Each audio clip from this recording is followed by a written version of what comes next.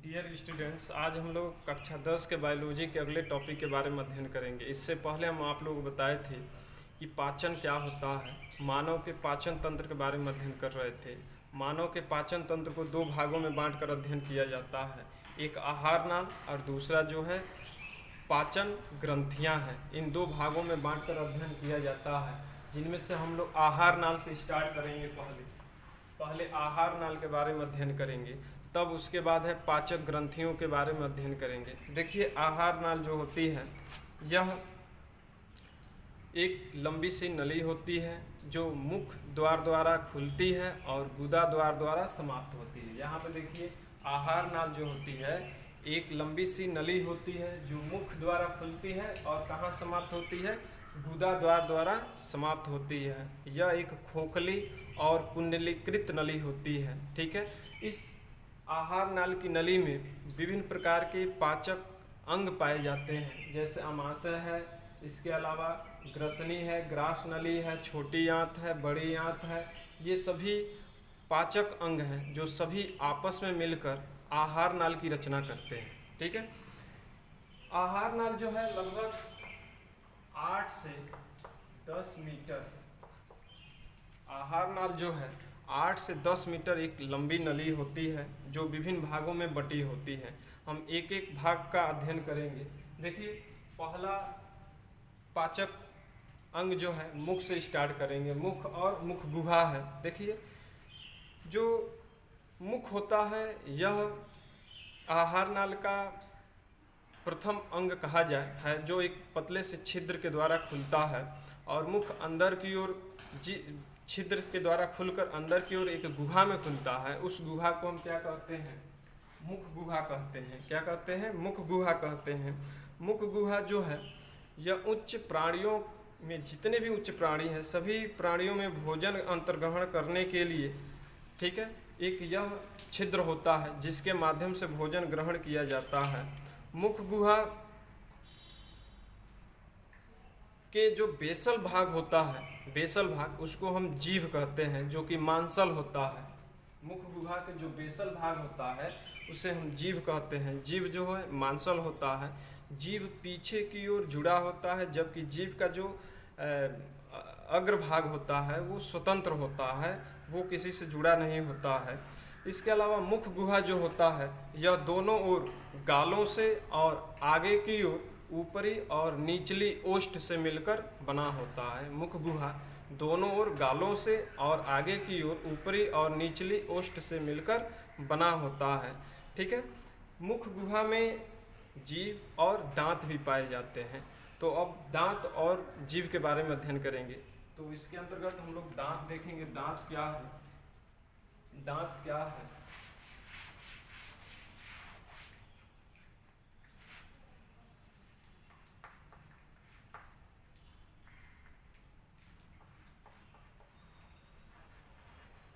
ठीक, दांत है।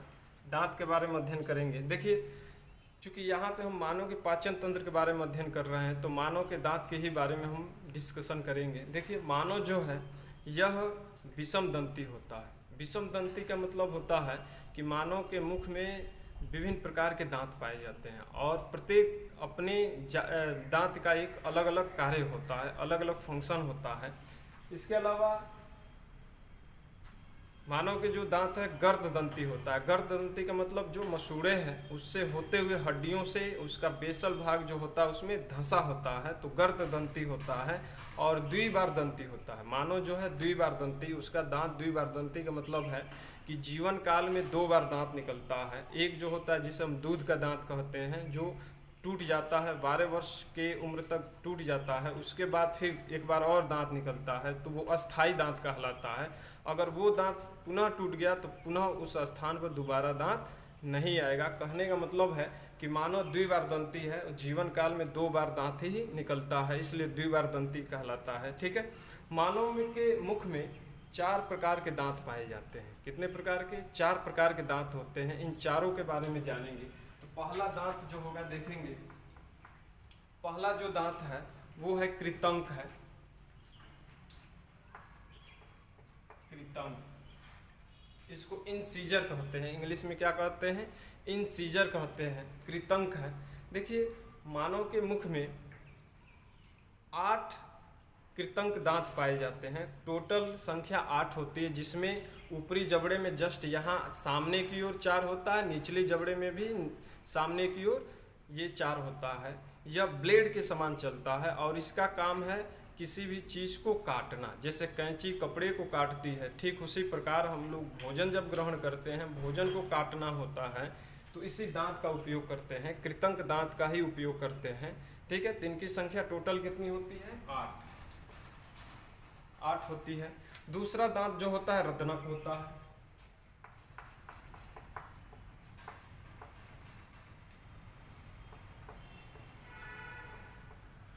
रदनक होता है, इसको हम कहते हैं कैनाइन। ठीक है, इनकी संख्या 4 होती है और ये बहुत ही नोकीला होता है, भाले के समान ये नोकीला होता है और इस दांत का काम है चीरना और फाड़ना। किसी भी हार्ड चीज़ को चीरना और फाड़ने का कार्य कौन करता है, रदनक करता है। देखेंगे जो प्राणी मांसाहारी होते हैं इनमें यह दांत बहुत ज़्यादा विकसित होता है, जैसे शेर है, चीता है, उसमें देखेंगे कि दांत यहाँ पर भी निकला होता है, यहाँ पर भी, यहाँ पर भी और यहाँ पर भी। तो ये टोटल 4 दांत होते हैं। ठीक है, जिनमें 2 ऊपरी जबड़े में और 2 निचले जबड़े में होते हैं, टोटल 4 दांत। और इनका काम होता है किसी भी भोज्य पदार्थ को भेदना, चीरना और फाड़ना। तो इनकी संख्या 4 होती है। तीसरा देखेंगे, तीसरा है अग्रचवर्णक। अग्रचवर्णक देखिए इसको प्रीमोलर कहते हैं। अग्रचवर्णक जो होता है इनकी संख्या 8 होती है और इसका मुख्य काम है भोजन को चबाना। इसके नाम से ही अर्थ निकल रहा है अग्रचवर्णक। ठीक है, और ये चवर्णक के आगे होते हैं इसलिए अग्रचवर्णक कहते हैं। इनकी टोटल संख्या 8 होती है, जिनमें से देखेंगे 4 दांत ऊपर की ओर ऊपरी जबड़े में और 4 दांत निचली जबड़े में होती है। टोटल 8 होते हैं, जिनमें से 2 इधर, 2 इधर, 2 निचले इधर और 2 इधर, टोटल 8 हो गए। ठीक है, अगला है चवर्णक। चौथा जो है चवर्णक, इनकी संख्या 12 होती है। ठीक है, इनकी संख्या चवर्णक है, इनकी संख्या 12 होती है और इनका काम है भोजन को चबाना। ठीक है, ये देखेंगे एकदम लास्ट में जो होते हैं। ठीक है, जिनमें से 6 ऊपरी जबड़े में, 6 निचली जबड़े में, 3 इधर, 3 इधर, 3 इधर, 3 इधर होते हैं। तो टोटल 12 संख्या होती है। इस प्रकार देखेंगे टोटल मिलाकर एक वयस्क मनुष्य में दांतों की कुल संख्या जो होती है 32 होती है। एक वयस्क मनुष्य में कुल दांतों की संख्या 32 होती है और ये 4 प्रकार के दांत होते हैं। इन चारों का अपना अलग अलग कार्य है। ठीक है, जैसे कृतंक का काम है किसी भी भोज्य पदार्थ को काटना। ठीक है, रदनक का काम है भोजन को भेदना, चीरना और फाड़ना। और शेष नीचे वाले 2 दांत जो हैं इनका काम है भोजन को चबाना। इस प्रकार ये टोटल 32 दांत है।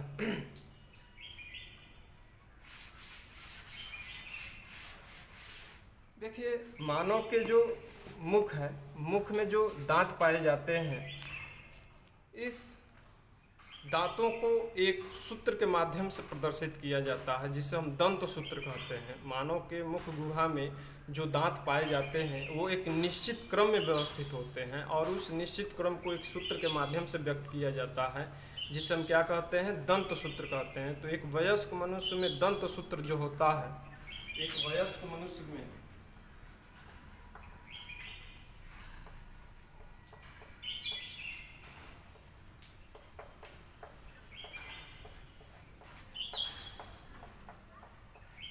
वयस्क मनुष्य में दंत सूत्र जो होता है वो क्या होता है, 21 23 बटा 21 23 गुणे 2 बराबर 32। ये रहा, देखिए ये है दंत सूत्र। मानव के दंत सूत्र एक वयस्क मनुष्य का ये है 21 23 बटा 21 23 गुणे 2 बराबर 32। देखेंगे ये ऊपर के जो जबड़े के दांत हैं उनको जोड़े में दिया है संख्या, ये 2 दिया है तो 2 दूना 4। ठीक है, और फिर नीचे वाले जबड़े में भी है तो 2 दूना 4, यानी ये टोटल कितने हो गए 8।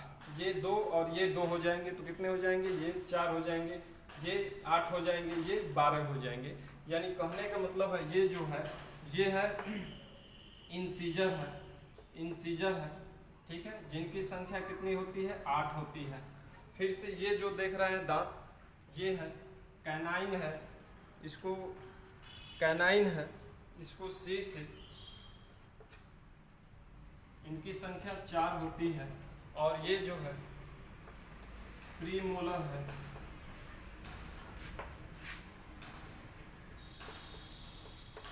ये देख सकते हैं ये इंसीजर है जिनकी संख्या 8 होती है, ये कैनाइन है जिनकी संख्या 4 होती है, वो ये प्रीमोलर है जिनकी संख्या 8 होती है, और ये मोलर है जिनकी संख्या 12 होती है। तो इस प्रकार दंत सूत्र प्रदर्शित किया जाता है।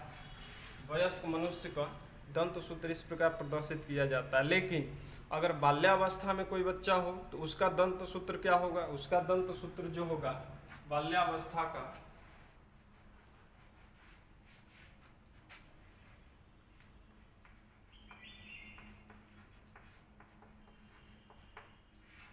बाल्यावस्था मानव में दंत सूत्र जो होगा इस प्रकार होगा, देखेंगे।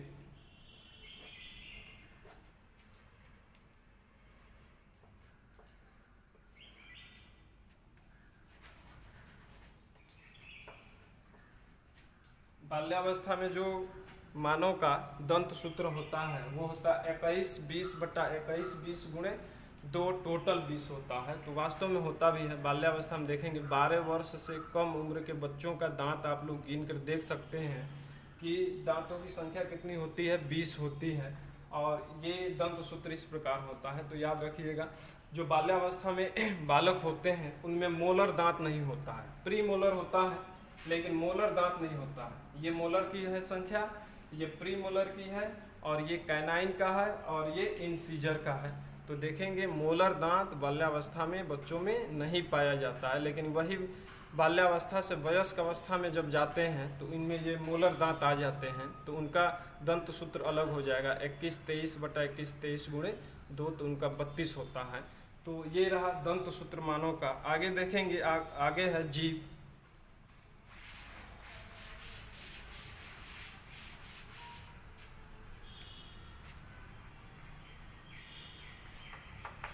जीभ है, जीभ को टंग कहते हैं।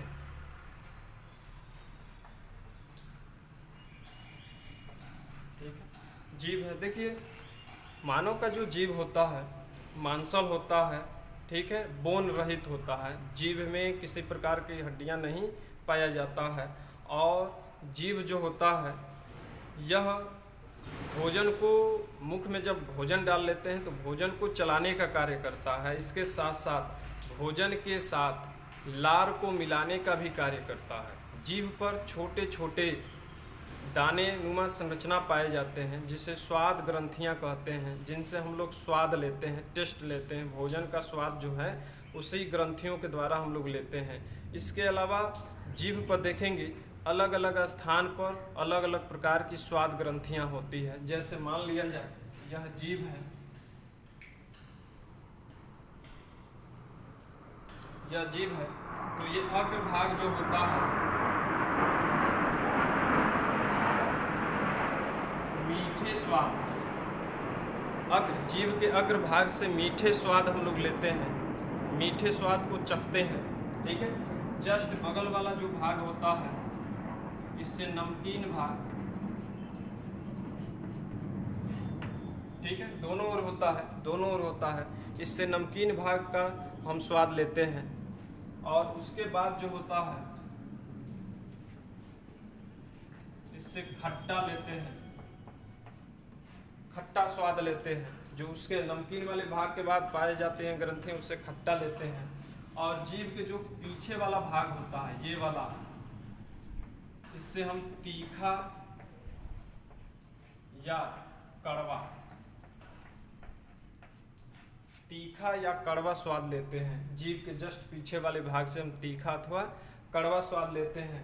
ठीक है, ये खट्टा लेते हैं, इससे नमकीन लेते हैं। और अग्रभाग जो होता है जीभ के, उससे हम लोग मीठा स्वाद लेते हैं। तो ये जीभ के अलग अलग स्थानों पर अलग अलग स्वाद ग्रंथियां पाई जाती है जिससे हम लोग स्वाद लेते हैं। अगला देखेंगे इसमें है आहार नाल का दूसरा अब अंग है, दूसरा है ग्रसनी है।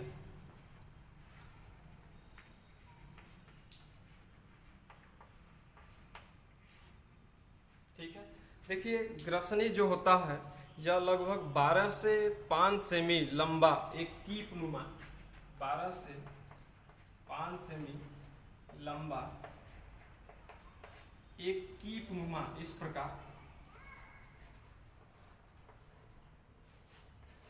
कीप नुमा, ये रहा ग्रसनी, ये है ग्रसनी, यहाँ पर है ग्रसनी जो एक कॉमन नली है जो 12 से 5 सेमी लंबी एक कीप नुमा संरचना होती है, जो कि एक ओर श्वास नली को और दूसरे ओर मुख द्वार जो मुख है, मुख गुहिका, वो आकर जुड़ती है। एक दूसरे से ये जुड़कर ग्रसनी का निर्माण करती है। ग्रसनी जो है यह पीछे की ओर जाकर आगे की ओर मुख गुहा से जुड़ी होती है, जबकि पीछे की ओर एक लंबी सी नली से जुड़ी होती है, जिसे हम क्या कहते हैं, ग्रास नली कहते हैं, ओइसोफेगस कहते हैं। ठीक है, तो कहने का मतलब है कि जो ग्रसनी है इसका कोई विशेष फंक्शन नहीं है, मेन फंक्शन है कि श्वास नली और मुख गुहा को आपस में जोड़ना और पुनः आगे की ओर ग्रास नली से जोड़ने का कार्य करती है। इसी ग्रसनी में कंठ भी पाए जाते हैं और भी विभिन्न प्रकार की संरचनाएं होती हैं। ठीक है, तो आगे देखेंगे, आगे है तीसरा ग्रास नली। ग्रास नली है, इसे हम ओइसोफेगस कहते हैं। देखिए ग्रास नली जो होती है यह आगे की ओर ग्रसनी से जुड़ती है। देखिए आगे की ओर ग्रसनी से जुड़ी है ये ग्रास नली, जबकि पीछे की ओर किससे जुड़ती है, अमाशय से जुड़ती है। पीछे की ओर अमाशय से और आगे की ओर ग्रसनी से जुड़ती है। ग्रास नली जो है यह लगभग एक 25 सेमी लंबी नली होती है। इसकी लंबाई कितनी होती है, इसकी लंबाई लगभग 25 सेमी होती है। ग्रास नली एक नली होती है, खोखली नली होती है। ठीक है, जो कि आगे की ओर ग्रसनी से और पीछे की ओर अमाशय से जुड़ती है। ठीक है, और इसकी लंबाई लगभग 25 सेमी होती है तथा इसकी गुहा की जो व्यास होता है लगभग 25 से 30 mm होता है। ठीक है, इसकी गुहा की जो व्यास होता है लगभग कितना होता है, 25 से 30 mm होता है। ठीक है, ग्रास नली जो होती है यह इनमें किसी विशेष प्रकार की पाचन ग्रंथियां नहीं पाई जाती है, लेकिन इनमें ग्रंथियां, श्लेष्मक ग्रंथियां पाई जाती है। ग्रास नली की जो आंतरिक दीवार होता है उस पर किसी भी प्रकार के पाचक ग्रंथियां नहीं पाई जाती है, बल्कि उस पर श्लेष्मक ग्रंथियां पाई जाती है। और इस श्लेष्मक ग्रंथियों से श्लेष्मक नामक तरल पदार्थ स्रावित होता है, जो उसके आंतरिक सतह को चिकना बनाता है, क्योंकि भोजन को इसी नली से होते हुए आगे की ओर अमाशय में जाना है। ठीक है, तो जब चिकना ये नली रहेगा, आंतरिक सतह इसका चिकना रहेगा, तो भोजन आसानी से फिसलते हुए अमाशय में चला जाएगा। इस प्रकार ग्रास नली जो है यह भोजन को अमाशय तक पहुंचने के लिए एक मार्ग प्रदान करती है, एक मार्ग बनाती है। ठीक है, और ग्रास नली जो है इनमें अनुलंब भंज पाए जाते हैं। ठीक है, इन अनुलंब भंजनों के पाए जाने के कारण ही ग्रास नली में फैलने की क्षमता अधिक होती है। अगर इसमें भोजन आकर अटक भी जाता है ग्रास नली में, तो इनमें फैलने की क्षमता अधिक पाई जाती है। ठीक है, इसके अलावा ग्रास नली में एक विशेष प्रकार की गति होती है, जिसे हम क्रमाकुंचन कहते हैं। क्रमाकुंचन,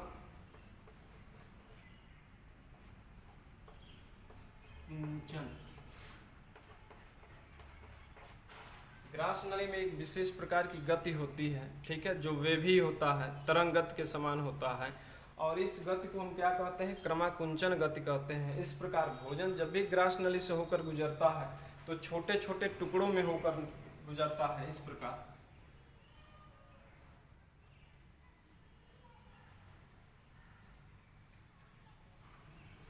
इस प्रकार की गति होती है ग्रास नली में, जिससे भोजन जो है इस प्रकार छोटे छोटे भागों में बढ़ जाता है और एक दूसरे को धक्का मारते हुए, चूंकि इसमें क्रमाकुंचन गति होता है, यह गति तरंग गति के समान होता है, वेवी होता है, जिनके कारण आगे की ओर भोजन जो है अमाशय तक पहुंच जाता है। ठीक है।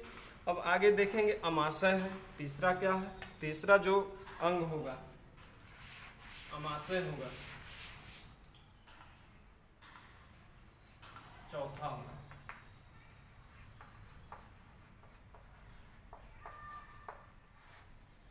अमाशय है, स्टमक कहते हैं, अमाशय है, इसको स्टमक कहते हैं। देखिए अमाशय जो है यह लगभग 25 से 30 सेमी लंबा होता है। अमाशय देखिए ये है अमाशय, इतना भाग, यहाँ से लेकर यहाँ तक के भाग को हम अमाशय कहते हैं। अमाशय जो है यह 25 से 30 सेमी लंबा होता है, जबकि 7 सेमी जो होता है चौड़ा होता है। आहार नाल का सबसे बड़ा अगर कोई पाचक अंग है तो अमाशय होता है। अगर सबसे बड़ा अगर कोई अंग है तो अमाशय होता है, लेकिन लंबा अगर पूछा जाए तो सबसे लंबा छोटी आंत होती है। अमाशय की सबसे लंबी अगर पाचक अंग है तो छोटी आंत होती है, अगर बड़ा होता है तो सबसे बड़ा अमाशय होता है जो बैगनुमा होता है। ठीक है, जिसका अग्र भाग जो होता है ग्रसनी से जुड़ता है और पश्च भाग जो होता है ग्रहणी से जुड़ता है। ये ग्रहणी है, पश्च भाग ग्रहणी से जुड़ता है और अग्र भाग जो है वो ग्रास नली से जुड़ता है। देखेंगे अमाशय जो है 4 भागों में बटा होता है। वो कौन कौन सा भाग है उन चारों को देख लिया जाए तो देखिए अमाशय का जो पहला भाग होता है, अमाशय का जो पहला भाग होता है उसे हम कहते हैं कार्डियक भाग। पहला भाग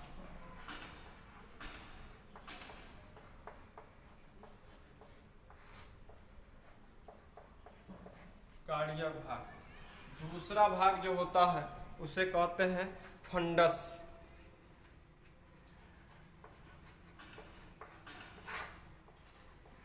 तीसरा भाग जो होता है उसे कहते हैं बॉडी। और चौथा भाग जो होता है अमाशय का उसे हम कहते हैं पाइलोरी।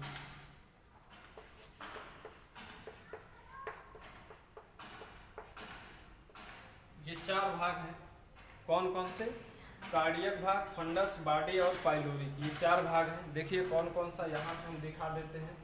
ये वाला भाग जहाँ पर ये छिद्र के माध्यम से ये ग्रास नली अमाशय में खुलता है, वहाँ के भाग को हम कार्डियक भाग कहते हैं। ठीक है, उसको हम क्या कहते हैं? कार्डियक भाग। कार्डियक भाग पर ही एक मांसपेशियों से मिलकर बना हुआ संरचना होता है। ठीक है, इस प्रकार की संरचना होता है। ठीक है, कि इस प्रकार की मांसपेशियों से मिलकर बनी हुई संरचना होता है। और यह संरचना क्या, हाँ, इस संरचना को हम जठरगामी संकोचक कहते हैं। जठरगामी संकोचक कहते हैं। यह संरचना भोजन को ग्रास नली से अमाशय में तो जाने देता है, लेकिन अमाशय से भोजन को पुनः ग्रास नली में जाने से अवरोध करता है, क्योंकि वो दोनों जो इस प्रकार लटका हुआ मांसपेशी, वो दोनों क्या होता है, जब पीछे की ओर फ्लो होता है भोजन का तो ये चिपक जाता है, जिससे भोजन अमाशय से ग्रास नली में नहीं जा पाता है। ये देखेंगे ये वाला भाग है, ठीक है, जो मांसपेशियों से मिलकर बना होता है, जिसे जठरगामी संकोचक कहते हैं, कार्डियक स्फिंक्टर कहते हैं, कार्डियक स्फिंक्टर कहते हैं। ठीक है, इसे कपाट भी कहते हैं। सिंपल में कहा जाए तो अमाशय कपाट है, सिंपल में कहा जाए तो। दूसरा है फंडस। फंडस इसको कहते हैं, ये वाला भाग जो देख रहे हैं, ये वाला ऊपर की ओर उभरा हुआ भाग अमाशय का जो होता है, इसे हम फंडस कहते हैं। और तीसरा भाग जो होता है बॉडी, यहाँ से लेकर और यहाँ तक के भाग को हम बॉडी कहते हैं। ठीक है, और चौथा भाग जो होता है बॉडी के जस्ट नीचे की ओर होता है, इसको हम कहते हैं, जो कि थोड़ा सा मुड़ा हुआ होता है। ठीक है, उसे हम पाइलोरी कहते हैं। यही पाइलोरिक आगे की ओर एक छिद्र के माध्यम से जाकर ग्रहणी से खुलता है, जुड़ता है। ठीक है, तो ये रहा अमाशय के संरचना। ठीक है, आगे देखेंगे अमाशय के बाद है, अमाशय के बाद है छोटी आंत।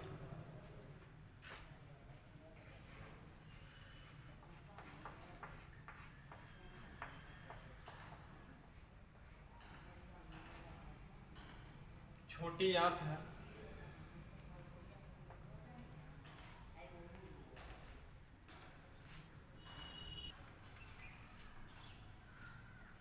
अगला है छोटी आंत है। छोटी आंत में देखेंगे, छोटी आंत कहाँ से स्टार्ट होती है, यहाँ से जो अमाशय जो है, अमाशय के जो चौथा भाग है पाइलोरिक बताए हैं, वहाँ से लेकर, ठीक है, उसके बाद और यहाँ तक के भाग को, बड़ी आंत तक की बीच वाले जो भाग हैं वो सभी के सभी क्या कहलाती हैं, छोटी आंत कहलाते हैं, स्मॉल इंटेस्टाइन कहते हैं। छोटी आंत जो है, छोटी आंत में भोजन का पाचन सबसे ज़्यादा होता है। देखिए भोजन का पाचन मुख में भी होता है, लेकिन मुख में बहुत ही कम पाचन होता है, ठीक है।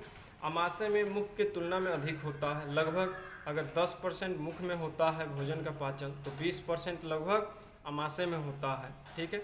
और 70%, 60 से 70% भोजन का पाचन अगर होता है तो छोटी आंत में होता है। छोटी आंत में पाचन इसके साथ साथ अवशोषण भी सबसे ज़्यादा होता है। भोजन का पाचन भी होता है और अवशोषण की क्रिया भी सबसे ज़्यादा अगर होती है तो छोटी आंत में होती है। छोटी आंत लगभग 6 से 7 मीटर लंबी होती है। छोटी आंत 6 से 7 मीटर लंबी होती है और इसकी गुहा जो होती है लगभग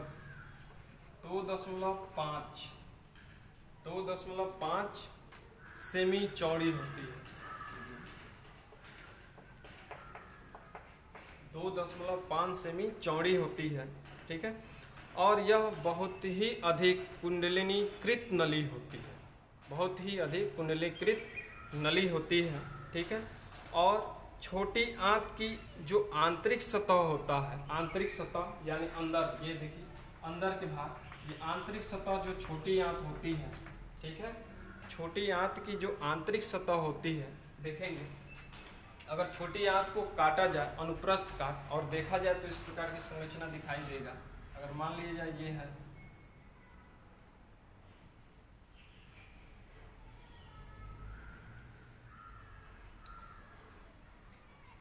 इस प्रकार की संरचना दिखाई देगा। छोटी आंत की जो आंतरिक सतह होता है, उस आंतरिक सतह पर लगभग 4 से 5 लाख उंगलियों के समान उभार निकले होते हैं। इस उभार को रसांकुर कहते हैं अथवा बिलाई कहते हैं। रसांकुर या क्या कहते हैं, बिलाई कहते हैं।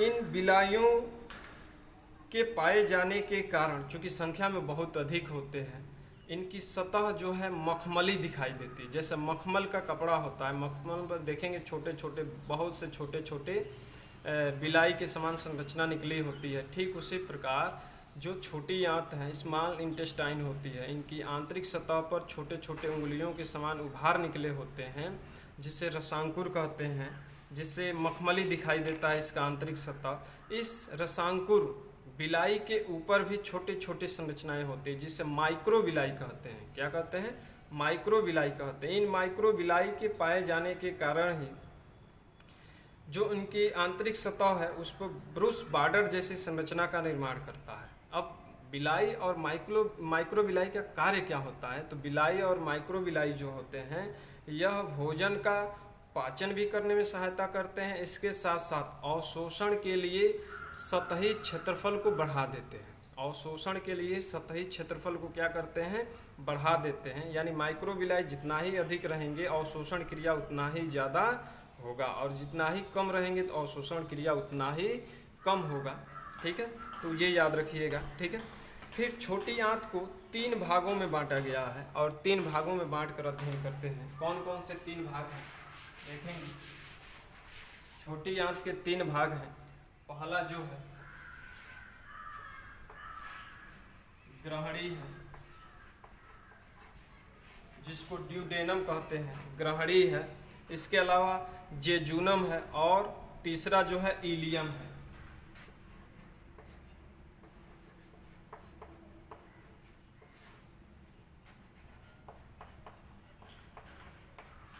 ये देखेंगे तीनों भाग बता देते हैं।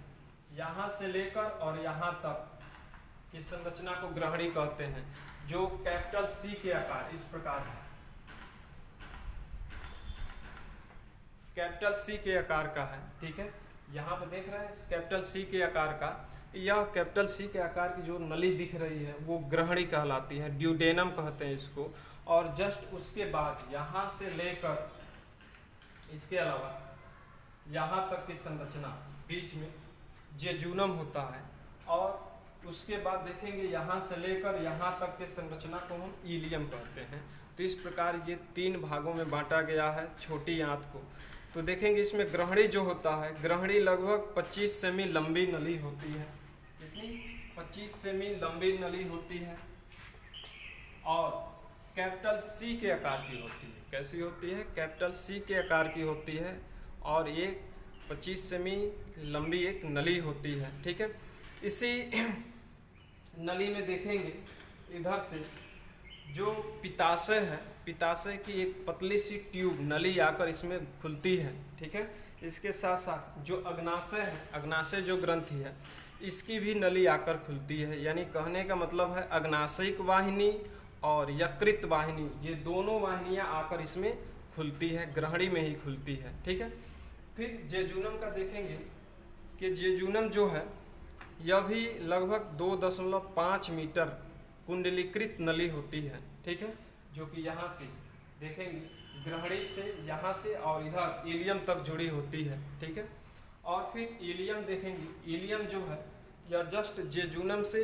आगे की ओर जुड़ी होती है और फिर इलियम जो है आकर बड़ी आंत से जुड़ती है। तो इस प्रकार इसकी लंबाई जो है लगभग 3.5 मीटर होता है।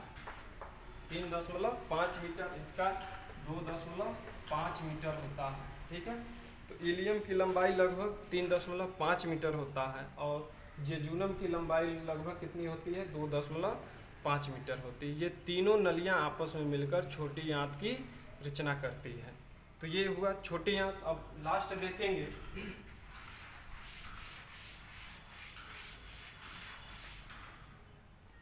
बड़ी आंत, सातवां है।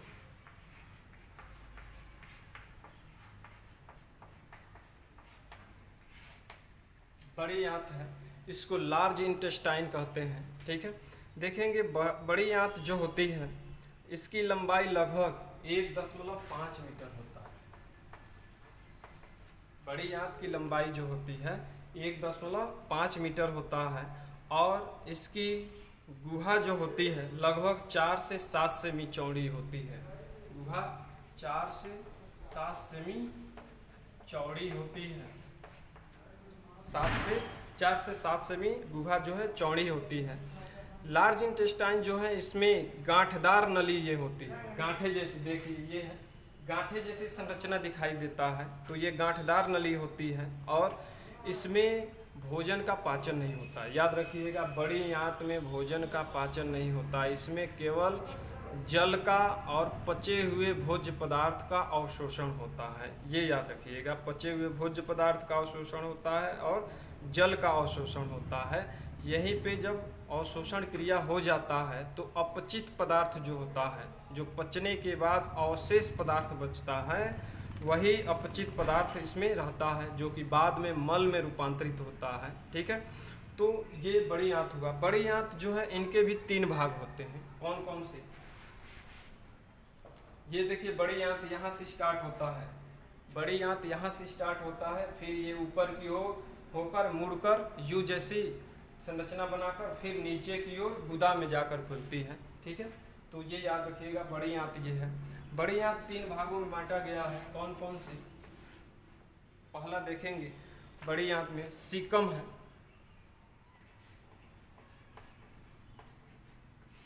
ठीक है, पहला सीकम है, दूसरा कॉलन है और तीसरा मलाशय है। ये 3 भाग है बड़ी आंत के। ये 3 भाग सीकम, कॉलन और मलाशय। देखिए सीकम कौन होता है? सीकम ये वाला पोर्शन है जहाँ पे बड़ी आंत से छोटी आंत जुड़ रही है, इलियम जो जुड़ रही थी वहीं से स्टार्ट होता है और यहाँ तक ये छोटी नली होती है। बड़ी आंत का ये जो सीकम है छोटी नली होती है, यहाँ तक होती है। इसी सीकम में एक विशेष प्रकार की संरचना होता है जिसे कृमि रूप परिशेषिका कहते हैं और यह कृमि रूप परिशेषिका जो है अवशेषी अंग है, जो हमारे पूर्वजों में सक्रिय थे लेकिन वर्तमान में क्या है, यह अंग निष्क्रिय पड़ गया। इसमें किसी प्रकार का पाचन क्रिया नहीं होती है। ठीक है, तो ये इतना भाग जो देखेंगे यहाँ से यहाँ तक ये सीकम है। ठीक है, और सीकम जो है लगभग इसकी लंबाई 5 से 8 सेमी होती है। 5 से 8 सेमी इसकी लंबाई होती है। ठीक है। कॉलेन लंबी नली होती है। बड़ी आंत का सबसे बड़ी अगर कोई नली है तो कॉलेन होती है। अब कॉलेन कहाँ से होती है? यहाँ से सीकम जहाँ पे समाप्त हो रहा है वहाँ से होते हुए यू जैसी, इस प्रकार का उल्टा यू जैसी नली बनाती है। उल्टा यू जैसी नली बनाती है और यहाँ तक होती है। यहाँ तक होती है। यहाँ से लेकर ये इस तरफ जाती है और यू जैसी नली बनाकर, ठीक है, तो ये कॉलेन है। कॉलेन की जो लंबाई होती है लगभग 1.3 मीटर होती है। कॉलेन की लंबाई लगभग कितनी होती है? 1.3 मीटर लंबी नली होती है। और कॉलेन में जल, सोडियम तथा अन्य खनिज लवणों का अवशोषण होता है। जल, सोडियम तथा खनिज, जल, सोडियम तथा खनिज लवणों का क्या होता है? अवशोषण होता है। यहीं पे जब जल और खनिज लवण, सोडियम का जब अवशोषण होता है तो शेष जो अपचित भोज्य पदार्थ होता है वो मल में रूपांतरित हो जाता है। ठीक है। फिर मलाशय देखेंगे। ये तीसरा, बड़ी आंत का ये तीसरा भाग होता है। और मलाशय जो होता है इसकी लंबाई लगभग 15 सेमी होती है।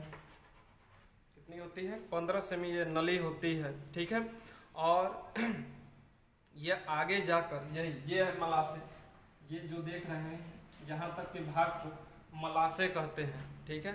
और मलाशय जो है आगे जाकर गुदी नाल द्वारा एक पतले छिद्र से बाहर की ओर खुलती है जिसे हम मल द्वार कहते हैं। ठीक है। तो इस प्रकार यह बड़ी आंत है और बड़ी आंत के तीनों भाग बता दिए। तो आज हम लोग केवल पाचन, मानव के पाचन तंत्र के जो पाचक अंग हैं उनके बारे में अध्ययन किए हैं। अभी हम लोग को अध्ययन करना है पाचक ग्रंथियां कौन सी होती हैं। ठीक है। जो 3 हम बताए थे, लार ग्रंथियां, अग्नाशय और यकृत।